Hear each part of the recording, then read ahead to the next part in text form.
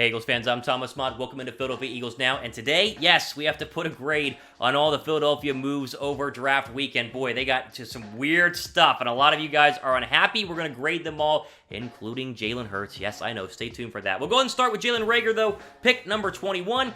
A lot of Eagle fans were upset they didn't trade up for CeeDee Lamb, and that was obviously something that I think a lot of Eagle fans wanted to do because of me. I was very high on CeeDee Lamb, but here's the deal. The more film you watch on Jalen Reagor, the more you watch TCU's offense last year, you realize this guy's going to be a star. He's going to be an explosive, big playmaker, and his 2019 combine stats, and of course his 2019 stats as well overall, are very, very deceiving. I'm really starting to like this pick, and my grade overall for this one is going to turn into a B+. It's not an A+, it's not an A-, because I thought there were better wide receivers on the board, but I get why they wanted to go with Rhaegar. The speed on the field is what really, really sets him apart. Don't worry about his combine numbers. Watch the film on Rhaegar, and trust me, you're going to fall in love with him, as I am starting to as well. I mentioned this yesterday, but his 2018 stats are really great. 1,000 yards, he had 9 touchdowns, he had a 72-yard touchdown completion. And that was when he was very explosive with a decent quarterback at TCU. 2019, there was like 4 quarterbacks down there in Fort Worth and TCU. None of them were very, very good. They could not get the football to Jalen Reagor. I think Carson Wentz will be able to do that, and I think that Howie Roseman, for as much criticism as he will get in this video, made the right move with number 21 overall, and they got a wide receiver target for the Eagles that makes, to me, a lot of sense with what the current depth chart, I should say, looks here with Alshon Jeffrey and Deshaun Jackson. Rhaegar probably will be wide receiver number 3, with Greg Ward and J.J. Arcega-Whiteside being 4 and 5, respectively. I know this is not CeeDee Lamb, and Dallas took him, which makes people upset, but overall, this is a very good pick, in my opinion, for the Philadelphia Eagles. Now, Justin Jefferson was an option there. Philadelphia didn't go that direction. Should they have gotten Justin Jefferson? Pick a wide receiver here. Would you rather have had Rhaegar or Jefferson? I'm leaning towards Rhaegar, and we'll see what you guys think here as we go ahead and take a quick ad break. All right, moving into the second round, this was the one that we spend the most time on, and that blows my mind, and that doesn't make any sense. I cannot make sense of Jalen Hurts at number 53 overall. The last time they took a quarterback in the second round was Kevin Kolb years ago, and Kevin Kolb, we know, did not turn out very well. Apparently, Philadelphia told Carson Wentz this was a possibility. They didn't spring this on him like they did down over there in Green Bay with Jordan Love and Aaron Rodgers, but the question is, what role will Hurts play? And if you say Taysom Hill, you don't understand football. Like, this is not going to be a Taysom Hill type situation, and if it is, it's not worth a second round draft pick. Grade for this one, D-. I thought about an F, but I'm going to do a D-. Now, when you ask Howie Roseman what he thinks about Jalen Hurts, he said this, quote, "We've shown how we feel about Carson by our actions. We've showed it by the amount of picks we put into him, and we showed it by the contract extension, and we believe this is a guy to lead us to our next Super Bowl. But for better or worse, we are a quarterback developers. We want to be a quarterback factory, and we want to have the right people in place to do that, and no team in the National Football League has benefited more when developing quarterbacks than the Philadelphia Eagles." What does that even mean? We want to be quarterback developers? When was the last great quarterback the Eagles developed behind another quarterback? His name, I guess, is Nick Foles. Are we really basing this pick on wanting to have another Nick Foles? Don't give me that Carson Wentz is an injury-prone quarterback. I'll explain why. He played all 16 games last year. The only reason he got hurt because Jadeveon Clowney speared him in the back of the head. And if you're actually worried about Carson Wentz being injured, then why would you give him a $100 million extension? If they did not extend Carson Wentz, they didn't believe in Carson Wentz, this makes sense. But everything they've done up until this pick shows that they do believe in Carson Wentz. You spend a second-round draft pick on a guy who will not see the football field, and when he does, it'll be for gimmicky plays, or I guess in the worst-case scenario that Carson Wentz gets injured. Like, you do not spend a second-round draft pick on a guy who's going to be a gimmicky Michael Vick Wildcat-type guy who's going to come in here and play, 5 to 6 plays a game. We could have used another wide receiver. This just doesn't make sense overall. Jalen Hurts is a high-character guy. He'll probably develop into a good quarterback. He'll learn well underneath the coaches in Philadelphia, but when you had A.J. Epinesa, you had J.K. Dobbins, Denzel Mims, Van Jefferson, there was a plethora of other targets on the board here, and it makes no sense why Philadelphia would even consider this. If, again, is Taysom Hill worth a second-round draft pick? This is ridiculous. Give me one-word reaction to your guys' Hurts pick. A one-word reaction to Jalen Hurts pick. To me, it's dumb. It's stupid. Like, it makes absolutely no sense. Even if he turns out to be a great quarterback and we end up trading him like the Patriots did with Jimmy Garoppolo, the best they got was a second-round draft pick, which is what we spent on Jalen Hurts, it just makes no sense. It makes no sense. I move on. I could take forever. All right, we got to go through all the rest of the picks here. There's a lot of Eagle picks. Davion Taylor at number 103. He says he's a linebacker, but he really isn't. He's a hybrid linebacker safety type guy who, of course, was a big-time JUCO transfer to Colorado. And he's one of these weird, like I said, hybrid linebackers / hybrid safeties who lines up more in the slot, in the nickel position than actually at linebacker. The Eagles need a true inside linebacker or a true outside linebacker as well. To me, Davion Taylor is a little bit too small to actually fill any need right now. This is a developmental type player who will probably get in there every now and then, but this is not going to be a starter for the Philadelphia Eagles in 2020, in my opinion. This one, again, another head scratcher when there were other linebackers on the board that were true 4-3 linebackers. Here's a guy you hope turns into, I guess, a Honey Badger type player. I mean, maybe a Jabril Peppers. I don't really understand it. I'll give it a C+ overall for this pick as well. Subscribe to Philadelphia Eagles now. That way you guys are ready to go for all the offseason and all the rest of the news we're going to have following the draft here at Philadelphia Eagles now. We're approaching probably right there, 8,000 subs here on the channel, so go ahead and click the red subscribe button. I would greatly appreciate it. Moving on. The first pick that I actually liked besides Jalen Reagor was Kayvon Wallace, the safety out of Clemson, and this is a future projection for Philadelphia. He's not going to start this year because of Jalen Mills and Roddy McLeod. He is going to be a pipeline safety because the Eagles did not really have any young safeties ready to go. He played 50% of his snaps in the slot. Think Malcolm Jenkins. This is a very much a Malcolm Jenkins type mold. I really like this pick. I'll give this one a B+.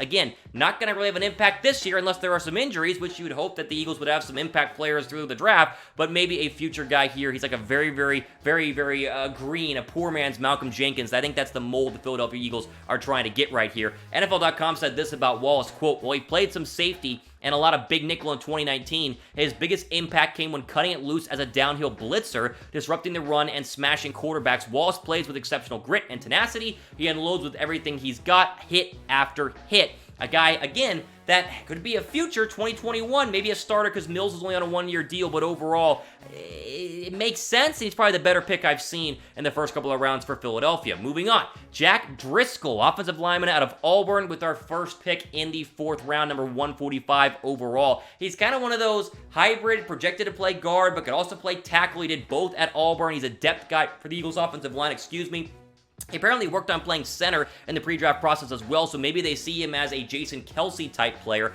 Most draft experts had him too small. He was too athletic to play guard, but the Eagles like athletic centers, as we saw with Jason Kelce. I actually like this pick a lot. B- overall for Philadelphia, as they, again, see a depth need, with Kelce probably playing one more year, announcing he's going to come back, and hopefully they fill that there with Jack Driscoll out of Auburn.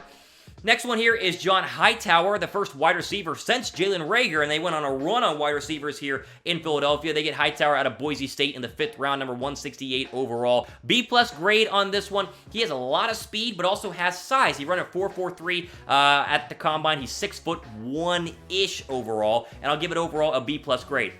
Excuse me there, a little sneeze. B+ grade on this one.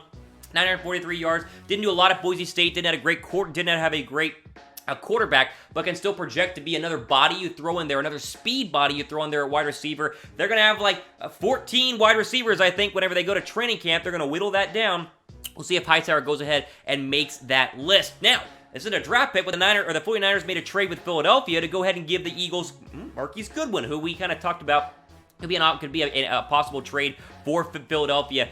Listen, I'm not a big fan of this pick. A lot of people are saying, ooh, another speedster for the Eagles. He's about to turn 30 years old. He had 12 catches in 2020, and didn't really get on the field the past couple of seasons due to injury. If he turns out to be a good player, then sure, I like this trade. I'll give it a B+, but I'm a little bit worried about this player overall. People are going to see Marquise Goodwin as being like, oh, he's a speed demon, deep ball threat. Well, he couldn't do that in the Kyle Shanahan offense. Why would you expect him to do it in the Doug Peterson offense overall? It's really a low risk, though, because he just kind of swapped 6th-round draft picks, so it wasn't that big of a deal. He didn't have that big of a contract either.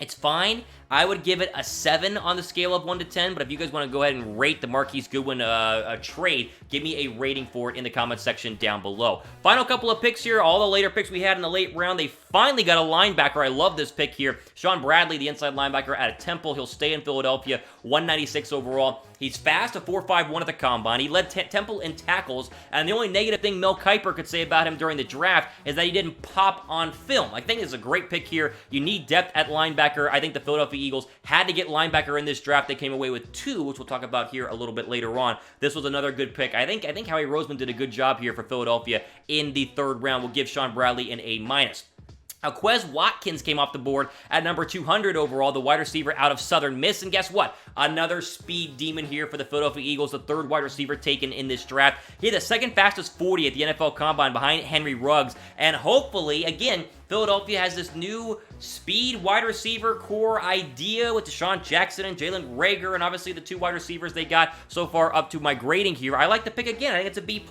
Will he actually be a starter? Will he actually play a lot? Who knows with these later round wide receivers? It's very clear Roseman wanted to get as many speed bodies as he could, and he's going to hope that at least one of them, maybe 2 of them from this draft, can actually have impact plays for the Philadelphia Eagles, as they've had Rhaegar and Goodwin and Hightower and Watkins. I mean, they added a lot of wide receivers overall, which I think should get you pretty excited for the Eagles season. Type me in the comment section if you're ready for the 2020 NFL season and the Philadelphia Eagles to get going.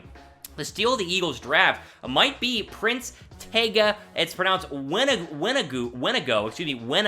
is how you say his last name. Prince Tega Wenago out of Auburn at number 210 overall in the 6th round. Apparently, this is a very good player with a very good value. He's played guard, but was really a tackle at Auburn and showed really well again in the games against LSU and Kayvon Chasen, who was taken a lot earlier in the draft. This is a guy, I think, who is probably going to be competing there with Andre Dillard for the starting left tackle spot. He fell a little bit due to some injury issues, but as they were saying on the draft show, he has better sets than the majority of left tackles in the entire NFL draft. This is a guy I really, really like. I'll give it a B- because of the injury concerns, but I do like what Prince brings to the Philadelphia Eagles in terms of being a left tackle. And the final pick in the Eagles draft is Casey Toohill, the linebacker out of Stanford, who again was a very good linebacker with the Cardinals, but being a 7th round draft pick shows because of that arm injury in 2018. Did start all 12 games his final year at Stanford and earned 2nd team all Pac-12 honors. He joins that Eagles linebacker core that now has gotten a lot younger, and hopefully one of these 2 new rookie linebackers can go ahead and actually get on the field for Philadelphia. Linebacker was a big concern going into this season,